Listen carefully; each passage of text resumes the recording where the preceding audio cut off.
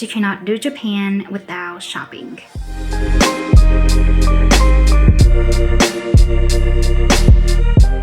Hello everyone, welcome back to my YouTube channel, Classy and Savvy.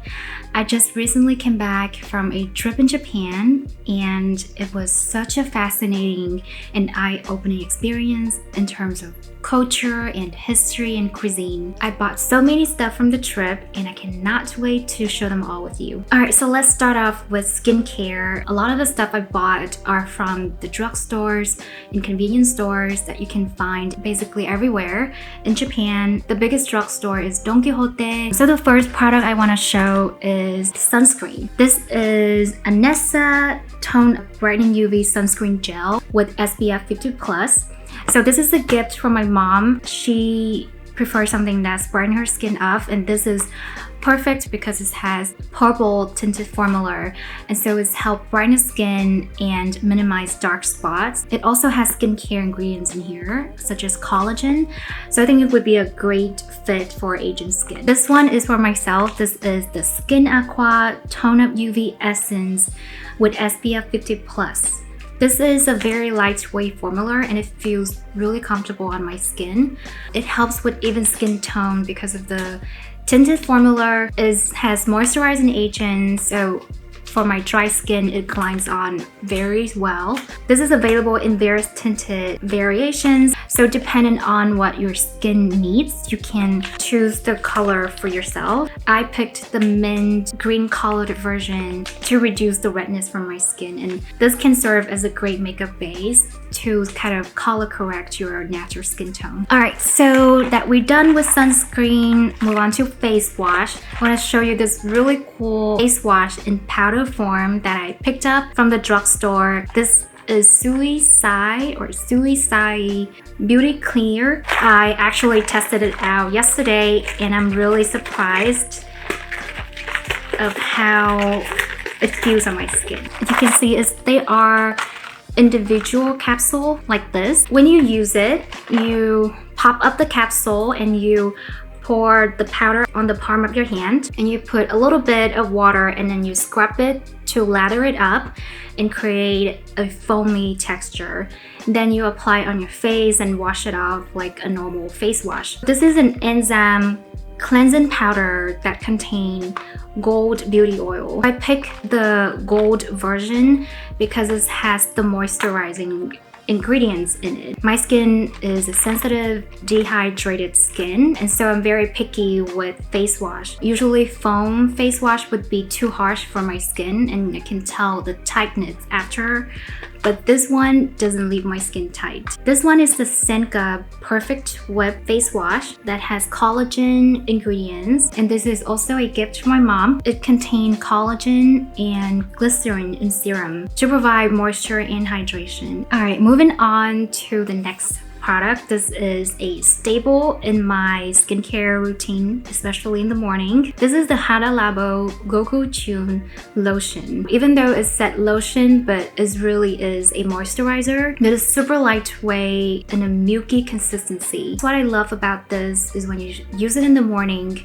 it doesn't feel heavy and sticky. It's really like dissolve and glide smoothly on your skin and give this sheer glow that is not too glossy. I've been using this and my sensitive skin is loving it. Another staple in my skincare has to be the DHC Deep Cleansing Oil. I do double step cleansing for my skin at nighttime. I use this oil cleanse to remove my makeup and any sebum buildup. It doesn't dry out my skin. I keep using it and it is very effective even with makeup products that are stubborn and waterproof. You apply it on your face and you add a little bit of water to emulsify it, and you're gonna feel instantly all the makeup, mascara, and sebum buildup would just like melt away. I bought the full size, and I bought a bunch of the travel size with me. So I can leave this home and I can pack this size with me when I travel. Also bought a bunch of the acne patch. These are sticker and you just stick them on the acne to help cover it and make it go away. Oh,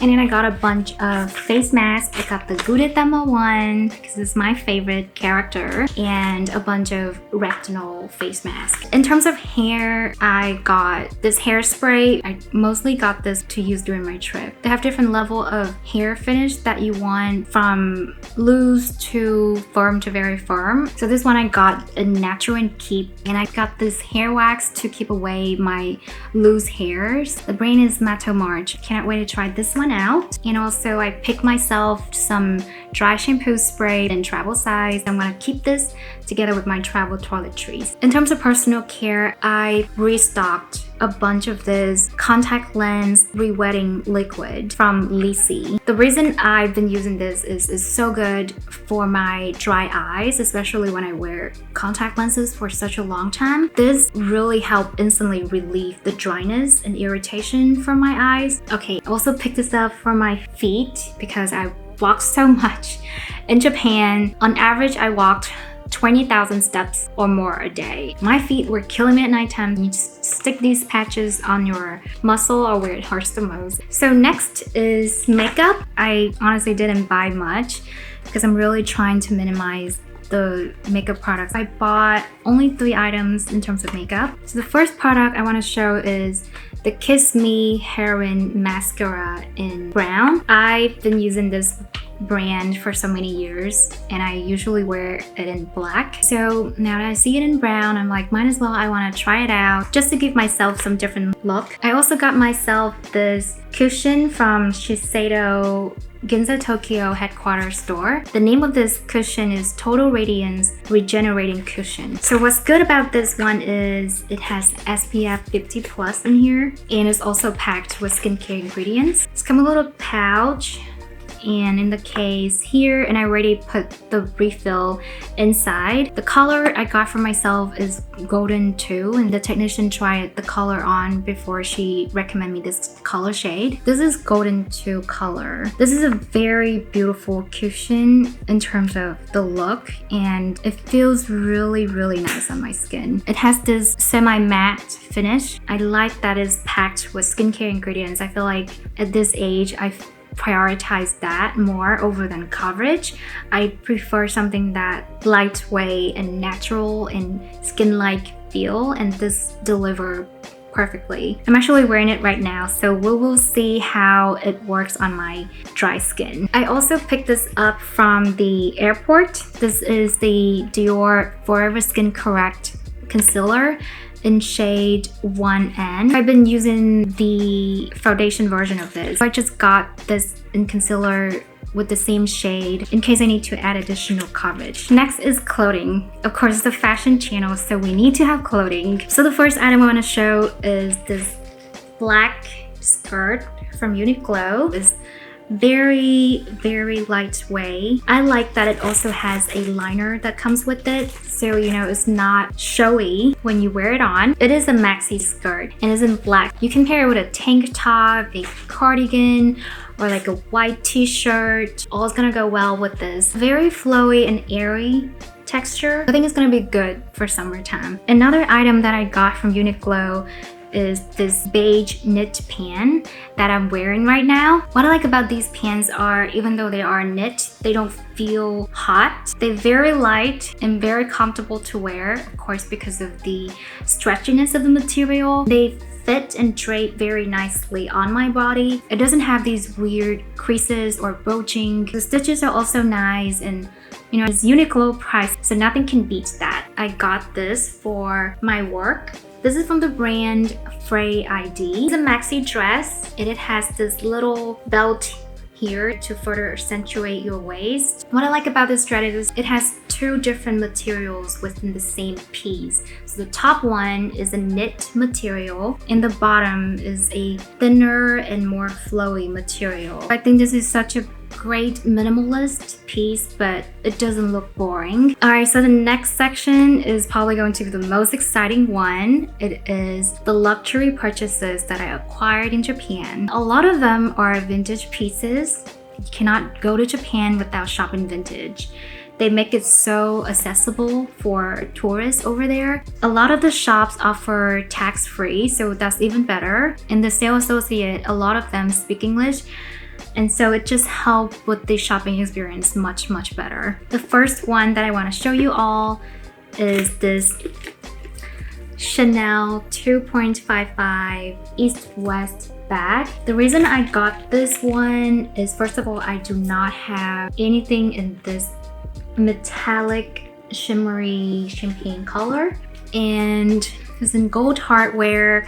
The bag is dated in 2003, so I know for a fact that these hardware are 24K gold plated. The bag conditions are excellent. Given the age of the bag, the stitchings and all of that are still very new. I don't see any fray stitches or any creases on the leather. The hardware, especially at the straps, are still very new, and the gold hardware at the lock are also very new. There's no tarnishing or sign of age over there. And when you open it, it has a one giant pocket in the middle and another small compartment here where you can put your credit card or something very thin, like a passport. This is an East-West bag, so I feel like it looks the best when you wear it at the shoulder. It can also be adjusted to make the strap longer so you can wear it on your shoulder, but it would be hanging lower at your waistline. I prefer to wear it right underneath my arm. I think this color would be great either during daytime or nighttime. Especially with this type of finish, I feel like it's gonna look so good under sunlight, where the light's gonna be reflected off from the materials to show off this pearlescent and very softly glow. Alright, so the next bag I want to show is also a Chanel. It is a vintage Chanel flap. What makes it different from the classic double flap is, first of all, is a single flap. The side is small and the strap is very long. I think it's originally designed to be worn as a crossbody, but you can make this shorter by crossing the strap and tuck it underneath the flap and make it a shoulder length. That's how I would wear it. I also love this dark brown color with gold hardware. I think that's such a nice combination. I do not have a dark brown in my bag collection, and that's also one of the reasons I got this one. Based on the serial code of this bag, it is around 1989, but the condition is so pristine and excellent. I do not find any fray stitches. The leather are still supple and has a very nice shine to it. The bottom, literally there's no sign of wear and tear. It still holds its shape. So one thing about a single flap, I noticed that because its lambskin is so soft, you want to pay attention to the top of the flap right here. You don't want to put anything on top of this, especially when you wear it as a shoulder bag where your hands tend to squeeze the bag like this, then it might create a crease at the top of the bag because it's just so soft. So I would pay a lot of attention to this part when you wear it and when you store it. But overall, it is very beautiful bag with such beautiful brown color. So next is jewelry. A lot of the jewelry I got are also vintage. The first one I got are these Chanel vintage earrings in black and gold. The conditions are very good. I do not see any tarnishing at the metal parts at all. I like the design. It's very classic with the double C logo in the center. The black and gold combination is also great for a vintage piece. The next one that I got is a vintage Dior necklace. Also, the conditions are very good for a vintage piece. These luxury jewelry, they are not solid gold. So I was worried a lot about tarnishing and oxidation when you buy used jewelry, but these are preserved and maintained so well. It looks like new. Another piece of jewelry that I got from the trip is the Dior vintage earrings, which I'm wearing right now. It's a little heart shape with the logo CD in the center, and it is a clip earring, so you can clip it on your lobe and you don't need earpiecing. In terms of shoes, this is the only pair of shoes that I got during my Japan trip. This is the Mexico 66 SD by Onitsuka Tiger. The brand is very popular with local and tourists in Japan. All the stores that I went to were fully packed. I had to go to 3 different stores in different cities just to get my hand on this particular color in ivory and navy that also fit me. The sizing is a bit different in Japan. Make sure you refer to the conversion chart at the store to get your correct size. I normally would wear a size 6, but in this case, even though the shoe set US is 4.5, it still fits me. The SD version has extra padding in the sole compared to the original version. They're very lightweight and comfortable to wear. These are the only sneakers that didn't require any break-in time. Literally, I bought them at the store the day before my trip to Universal Studio, and I wore these right away the day after, and it didn't give me any blister or anything at all. I walk around at Universal Studio Japan and also sightseeing and more shopping afterward, but it didn't cause me any discomfort. I really love these shoes and I understand why it's such a popular brand. Last but not least, I also got myself a belt from Loewe. I didn't have a belt with silver metal in my closet, so I think this is a nice addition. What makes it even greater is its versatility. This belt is reversible, so you can remove the buckle and stick it to the side that you want to use, either black or tan. And I think that is what makes a luxury purchase really worth it. You know, because you already pay so much for the name of the brand, so you might as well just want to use the most out of it. And that's why when I shop for a belt, I prefer something that is reversible. You just pack one with you when you travel and you technically have 2 belts. Also, I got this hand fan from a shop in Kyoto. Look at the gift wrapping. Even the packaging is so nice. This is the fan that I got. It's very small size, so I can carry it easily with me. I can just put it in my purse. Look at this. It's such a nice and elegant pattern. These are all hand drawn and so beautiful. It's just a very nice accessory, especially during the summertime. It's when it's so hot. I really like it. It's very sturdy and it feels so elegant. The next coming items would be for the foodies out there. I bought quite a few of confectionery and snacks from Japan, and obviously you cannot skip those. The first one I want to show you are the rice crackers that I got from a small shop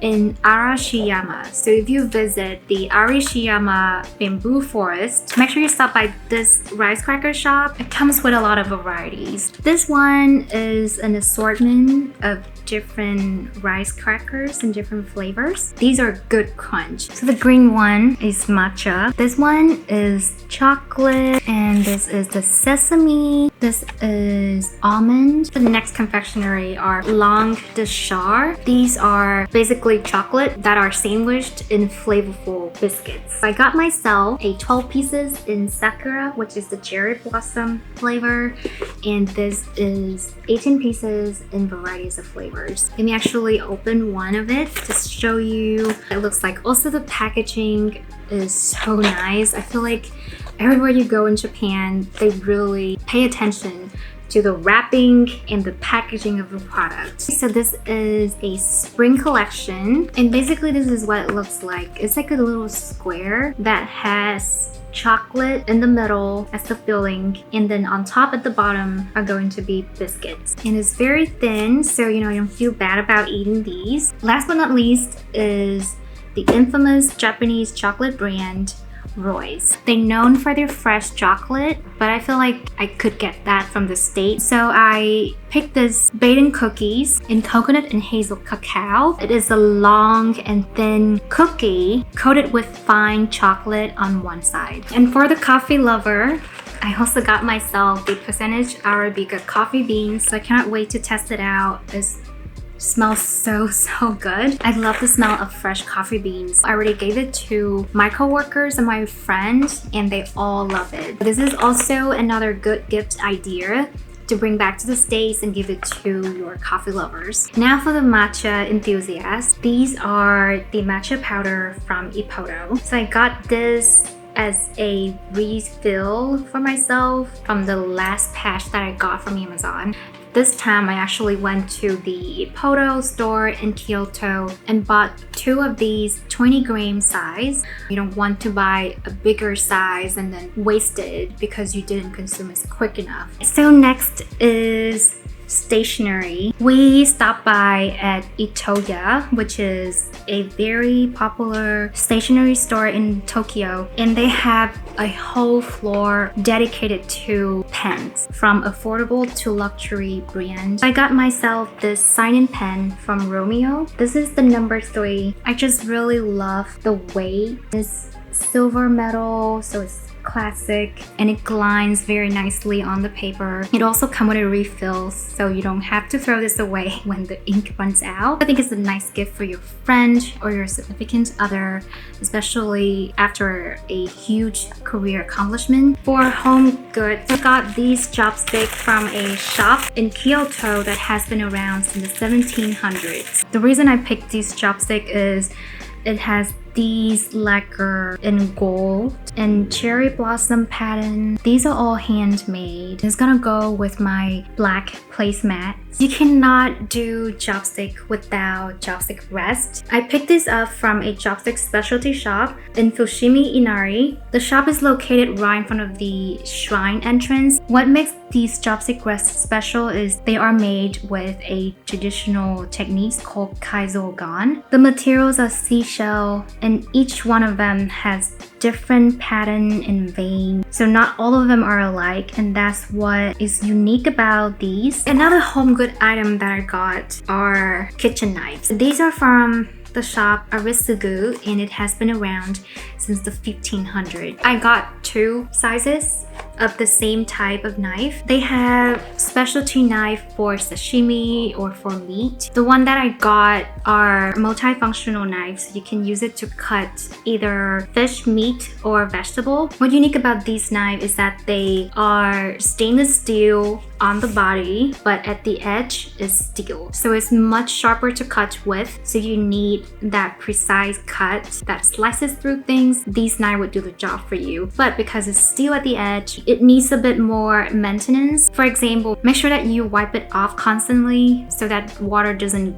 pull and stay onto the edge and rust it. And also 1 or every 2 months, you need to sharpen it with a stone. So these next items are my most favorite thing that I bought during my trip in Japan, especially in Kyoto. Whenever I went to a traditional establishment for either dining or for tea, they serve you in this very beautiful handcrafted pottery, and that just really inspired me, and I want to bring that aesthetic into my kitchen. I went to a couple of pottery shops around Kyoto and bought myself quite a few of pottery items. My husband was not happy about it because he's in charge of carrying them in his carry-on. So these first items I want to show are this little rice bowl. I like that they have these riches texture on the body, and inside it has black and brown cloudy pattern. I also got these ceramic plates, the same size in various color and design. The color is earthy and milted. That would goes well with our kitchen. I also got myself this bowl that can be used either for rice or for matcha bowl. This pottery shop that I got this from, it was 50% off the entire store when I was there. This bowl was 20,000 yen and it is now 10,000 yen. These sauce bowls are probably the most expensive bowls that I ever bought. You can see that the variations are so unique for each bowl. This is made by a renowned Kyoto artisan. Here is my prized possession of my entire pottery purchase. Inside of the box is beautiful, beautiful pink matcha bowl. What makes this matcha bowl so special is it is a rakuyaki, which means a raku earthenware. It got the raku stamped here to prove its authenticity. Raku, when I researched about it, is the Japanese traditional pottery method that dated 400 years ago. There's a special technique that involved in making a ragu earthenware. It's hand thrown, hand potted. Because of that, it gives this organic shape to it, and not every pieces are alike. So that's pretty much it to my Japan haul. Thank you so much for listening and stay tuned. Hope that you found inspiration in terms of what to shop for in Japan when you're there. If you like this video, give it a thumbs up and subscribe to my channel for more content about shopping and how to save. In the meantime, stay classy and save with grace. I'll see you in the next video. Bye!